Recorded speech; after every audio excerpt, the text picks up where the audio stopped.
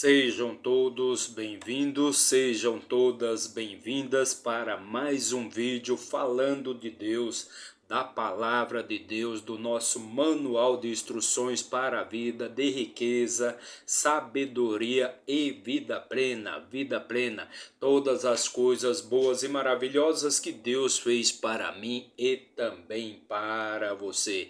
Então façam todos um ótimo dia, façam todos um excelente dia. Hoje é dia 25 de janeiro e o ano é 2024. O ano é 2024.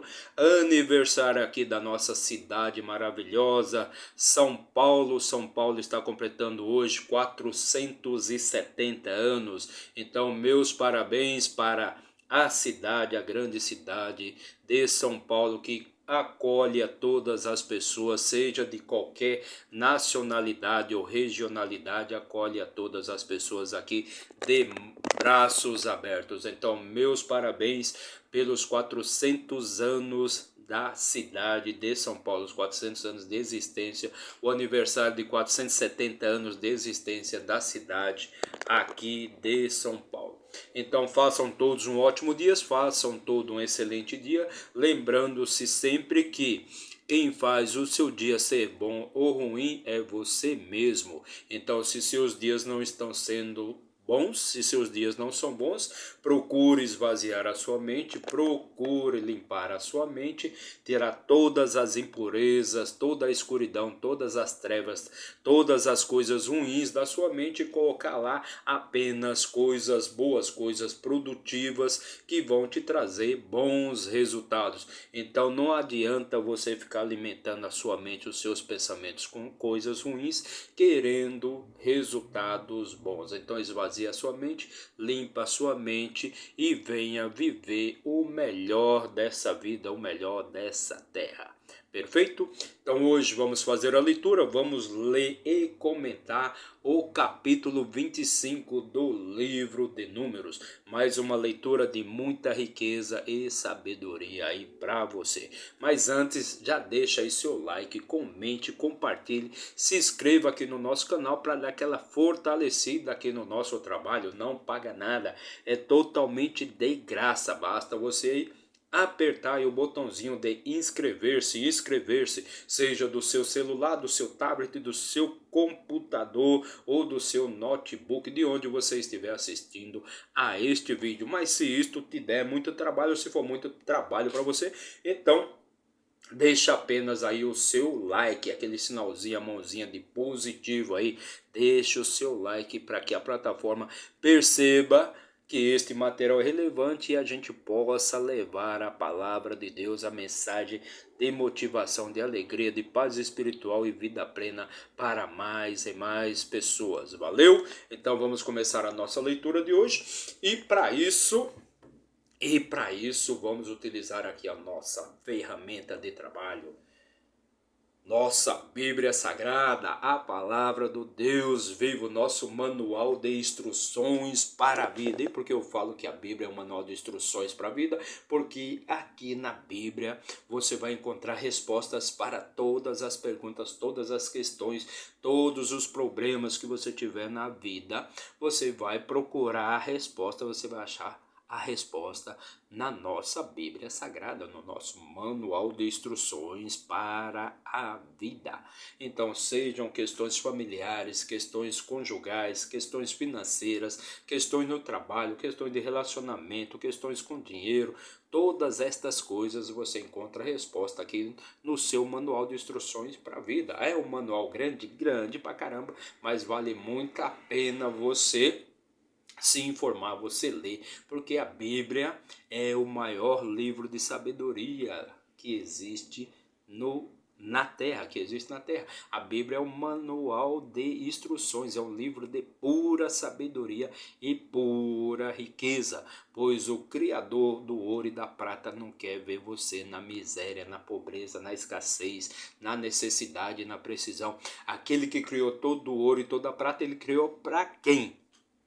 para que você possa usar, para que você possa utilizar. Ele criou tudo isso, todas as riquezas que existem aí no universo, no mundo, ele criou para que você possa utilizar. Então, se você não lê o seu manual de instruções, então como que você vai poder saber quais são as funções que você tem e quais os poderes que você tem também?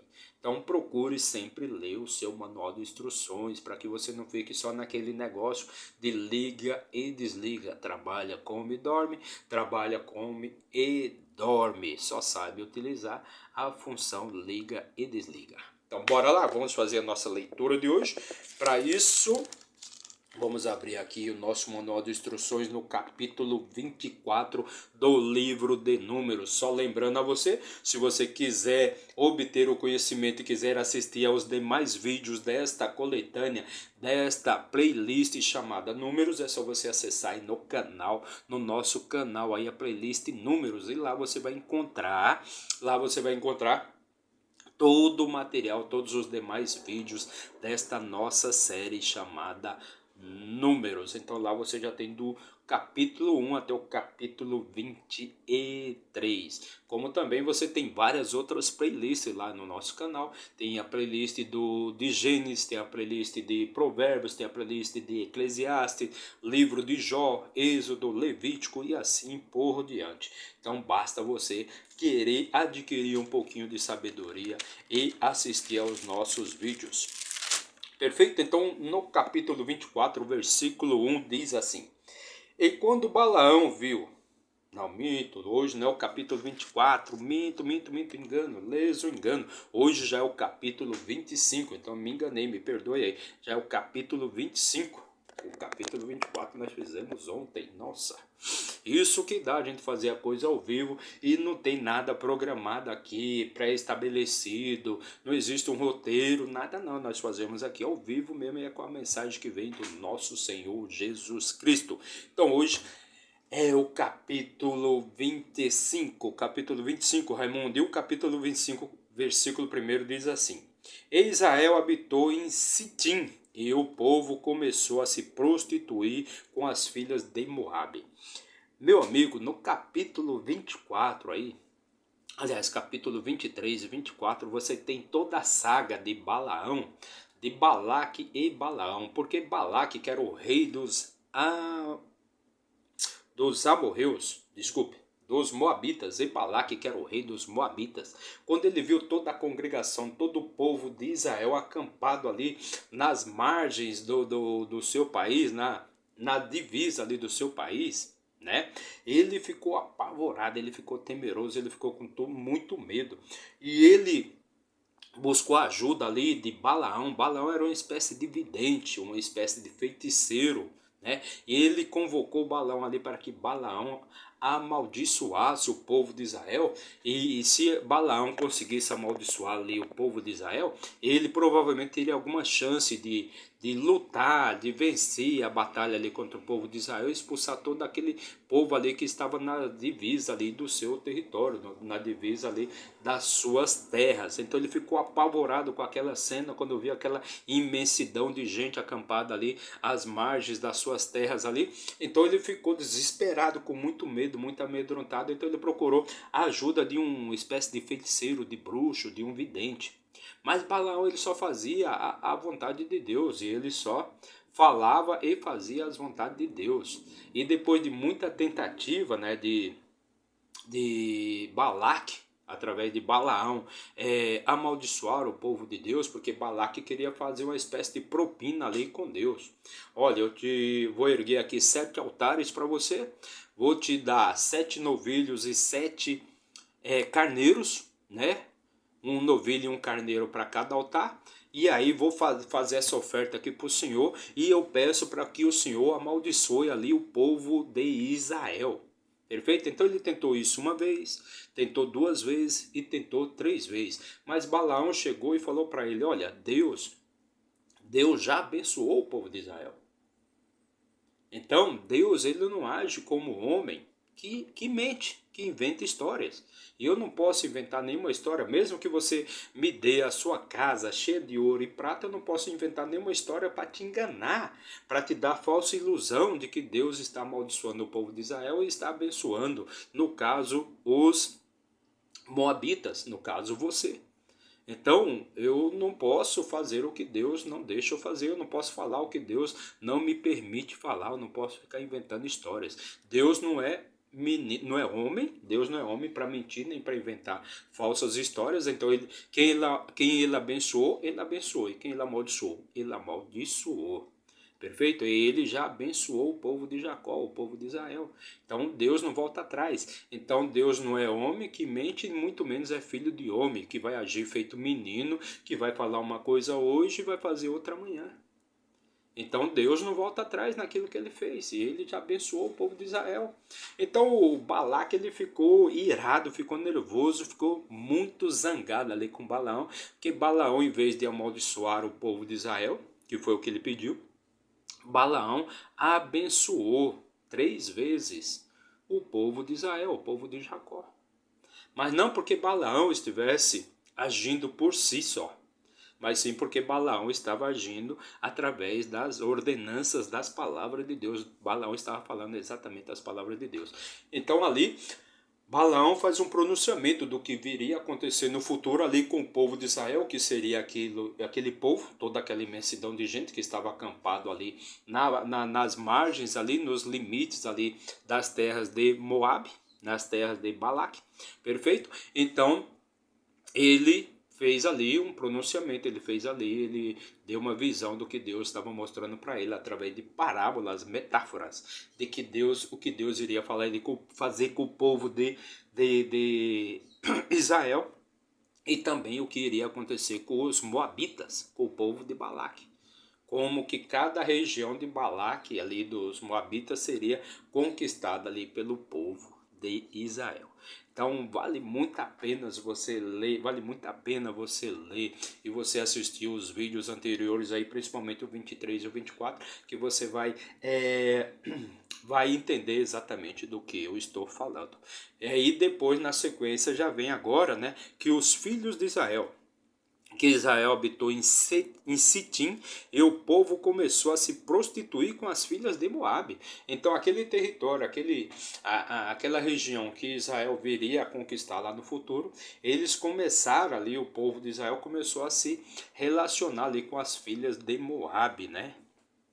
Versículo 2: E estas convidaram o povo para o sacrifício de seus deuses, e o povo comeu e se inclinou diante de seus deuses. Então o povo de Israel, como já disse, como já falei em outros vídeos, era um povo obstinado, muito desobediente, que não acreditava em nada. Quanto mais Deus fazia milagres ali na vida deles, mais eles duvidavam, então eles não acreditavam em nada. Ou seja, os egípcios que foram arrebentados ali com as pragas que Deus lançou para libertar o povo de Israel, eles acreditavam mais em Deus do que os próprios israelitas. Então, para todo lugar que eles iam, eles queriam adorar os deuses, estas coisas todas, os deuses daqueles outros povos.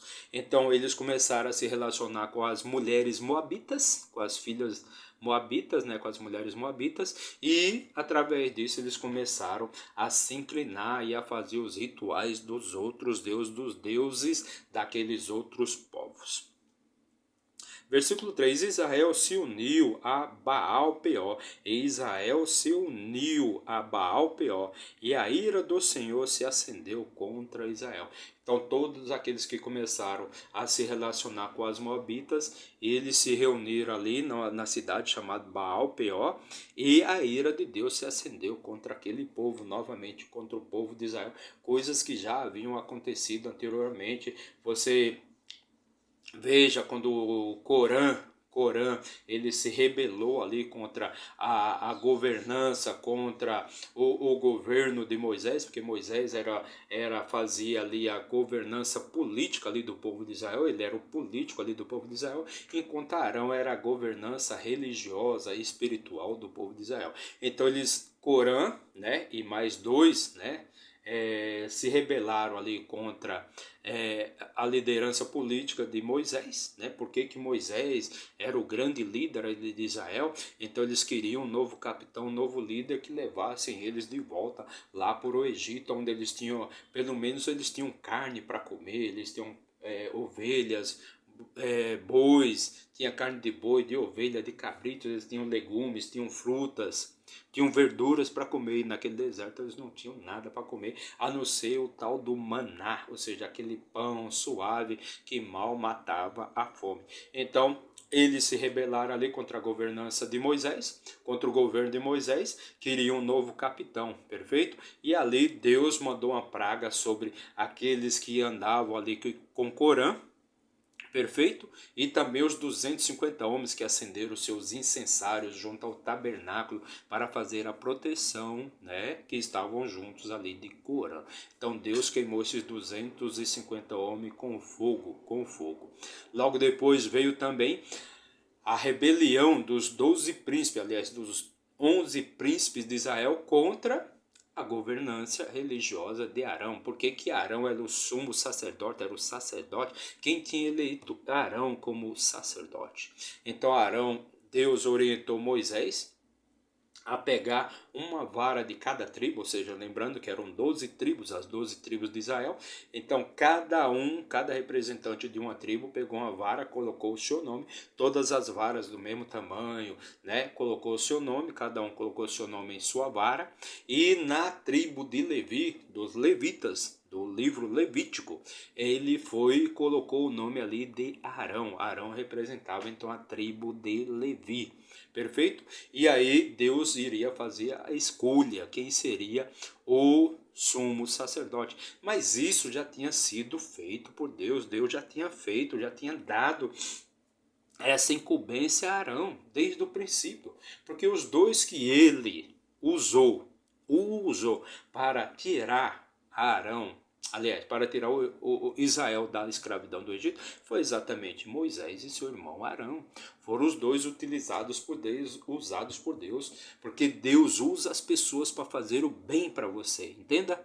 Deus não vai descer ele lá, estender a mão, pegar na sua mão, te colocar no colo, cantar nana neném para você, essas coisas baboseiras, não, esses negócios românticos, não. Deus utiliza as pessoas para fazer o bem para você, porque quando uma pessoa faz um bem para você, ela recebe, né, um crédito, ela recebe um crédito de Deus. Ela fez o bem para você, essa pessoa vai receber um crédito de Deus. Fez o bem, recebe crédito. Fez o mal, recebe débito. Assim que funciona. Então Deus já tinha colocado Moisés e Arão na liderança ali do povo de Israel. É a escolha de Deus. Não foi uma escolha política de uma eleição, de fazer uma votação e vamos ver quem é que a gente elege. Não, foi a escolha de Deus. Deus escolheu Moisés e Arão. Então foram colocadas 12 varas, perfeito? Dentro do tabernáculo. E a vara que frutificasse, da noite por dia, de um dia para o outro, a vara que frutificasse, que desse flores, que desse fruto, seria o líder religioso, seria a vara do líder religioso de Israel. Então o que aconteceu? Na manhã seguinte, Moisés foi lá, pegou as varas, uma por uma, entregou a cada líder, a cada príncipe ali das tribos de Israel. E a vara de Arão era a vara que tinha florificado, tinha frutificado, inclusive dado amêndoas. Então era a vara do homem que foi eleito, né, do príncipe que foi eleito ali para ser o líder religioso. Então, o que aconteceu? Deus ficou irado novamente com aquele povo e naquele dia Deus matou 14.700. Lançou uma praga sobre aquele povo e matou 14.700. E agora a história aqui vai se repetir. Por quê? Que, como eu já falei, era um povo desobediente, um povo que não acreditava em Deus. Então, o que eles começaram a fazer? Começaram a se envolver com as mulheres moabitas, com as filhas dos moabitas, e se relacionar com ela, e começaram a viver os costumes que elas tinham, e adorar os deuses, e fazer cerimônias para os deuses delas. Então, continuando aqui, Versículo 3: E Israel se uniu a Baal Peor, e a ira do Senhor se acendeu contra Israel. E o Senhor disse a Moisés: Toma todos os cabeças do povo e enforca-os perante o Senhor, diante do sol, para que a ira do Senhor possa se afastar de Israel. Então Deus se dirigiu a Israel, a Moisés, como eu já disse. Deus ou falava com Moisés, ou falava com Moisés e Arão. Dificilmente Deus falava somente com Arão, a não ser quando foi para decretar, né, a sua morte. Então Deus falou para Moisés: Toma todos os cabeças do povo e enforca-os perante o Senhor diante do sol, para que a ira do Senhor possa se afastar de Israel. Versículo 5: E Moisés disse aos juízes de Israel: Que cada um mate os seus homens que se juntaram a Baal Peor. Então chegou lá para os líderes, Moisés chegou lá para os líderes das tribos e falou, ó, que cada um mate o homem que se juntou aos moabitas em Baal Peor. Versículo 6: E eis que veio um dos filhos de Israel e trouxe a seus irmãos uma midianita. Eis que veio um dos filhos de Israel. Então aquele homem veio com aquela midianita como se fosse uma coisa normal, comum, eles se misturarem ali com os seus inimigos, né? E eis que veio um dos filhos de Israel e trouxe a seus irmãos uma midianita perante os olhos de Moisés e de toda a congregação dos filhos de Israel, que estava chorando diante da porta do tabernáculo da congregação. Então aquele homem ele fez uma espécie de desafio, uma desonras ali para Moisés e para todos os líderes ali daquela congregação. Porque ele veio com aquela midianita, passou por todo mundo diante dos olhos de Moisés, dos anciãos, dos líderes ali dos israelita, como se fosse a coisa mais comum do mundo, e passou por eles ali e levou aquela mulher para sua tenda. Perfeito?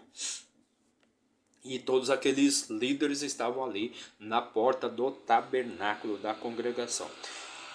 E quando, versículo 7, e quando Finéias, filho de Eleazar, filho de Arão, o sacerdote viu isto, levantou-se do meio da congregação e tomou uma lança na sua mão. Então Finéias, que era filho de Eleazar, e Eleazar que era filho de Arão, e Arão que foi o primeiro sumo sacerdote do povo de Israel.